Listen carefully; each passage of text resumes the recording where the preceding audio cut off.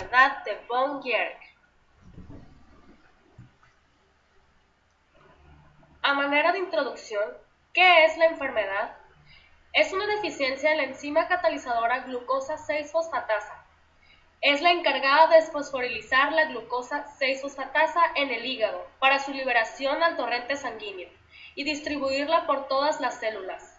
La deficiencia de esta enzima provoca la acumulación intracelular, lo que conlleva a una acumulación de glucógeno en el hígado y riñón, ya que la 6-fosfatasa inhibe el glucógeno, fosforiliza y activa el glucógeno sintasa.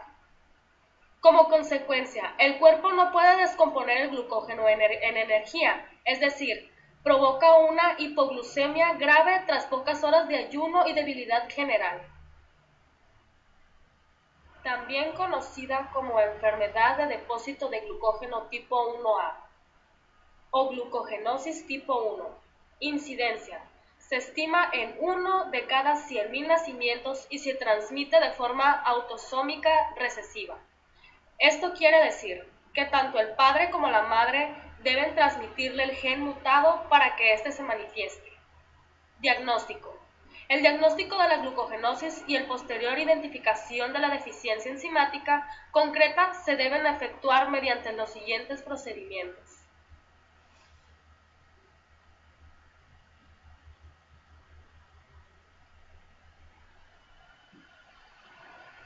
Diagnóstico. Historia clínica. Examen físico, antropometría, fenotipo y hepatomegalia. Investigaciones de laboratorio en ayuno. Incluye glucemia, ácido láctico, pruebas de función hepática, ácido úrico, colesteroles y triglicéridos, hemograma y plaquetas, cuerpos cenóticos en sangre y orina. Pruebas de sobrecarga. Llevan una curva de sobrecarga oral de glucosa, curva de glucagón y curva de galactosa. Técnicas de imagen. Ultrasonografía útil para detección y seguimiento de lesiones. Tomografía axial computerizada, resonancia magnética. Biopsia hepática.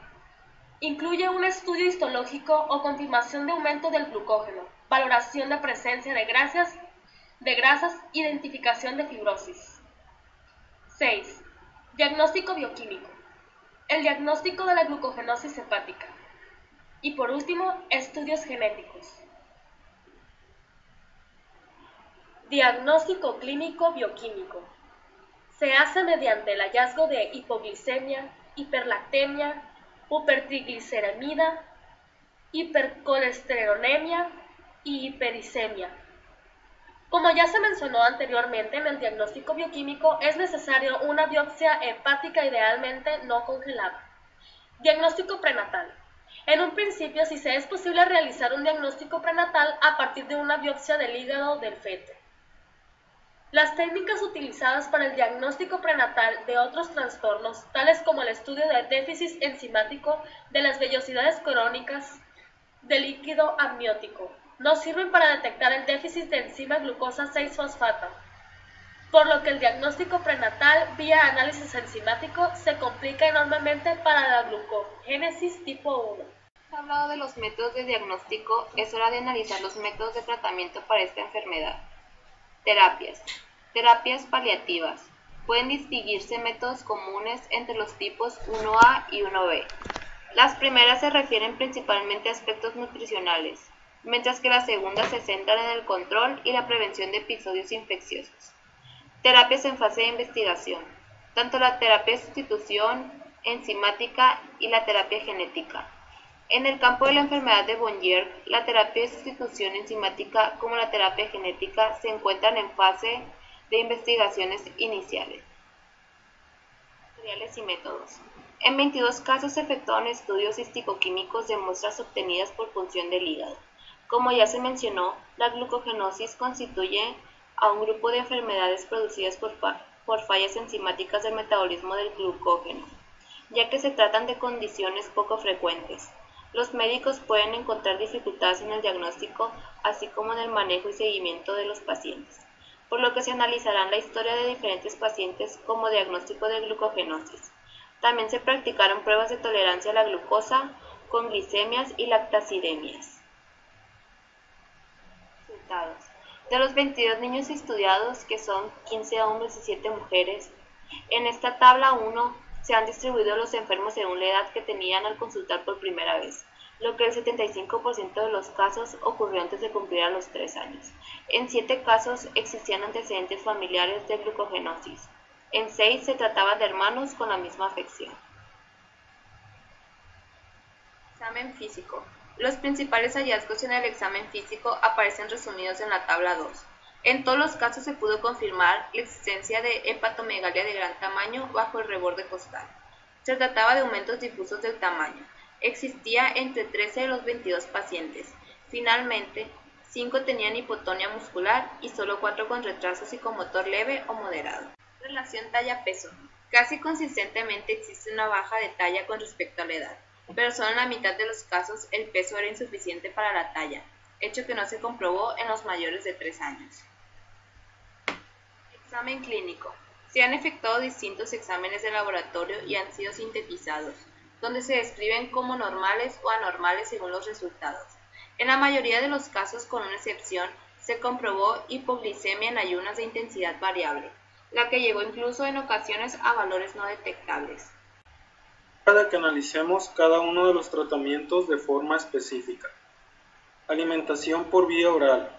El paciente debe ingerir pequeñas comidas de elevado contenido en almidón cada 2 o 3 horas, o con la frecuencia necesaria para mantener su nivel de glucemia por encima de 70 mg sobre decilitro. La alimentación por vía oral aporta de un 60 a un 70% de las calorías en forma de hidratos de carbono, de un 25 a un 35% en forma de grasa y de un 10 a un 15% en forma de proteínas. Es preciso limitar o evitar el consumo de alimentos que contengan sacarosa, galactosa y fructosa. Tal es el caso de las frutas, el azúcar de mesa, la leche y sus derivados, puesto que estos azúcares se convierten rápidamente en lactato y contribuyen poco o en nada a una ingesta constante y adecuada de glucosa. Debe subrayarse la importancia de una pauta frecuente de alimentación y de la ingestión de alimentos con elevado contenido de almidón. Alimentación nocturna por sonda.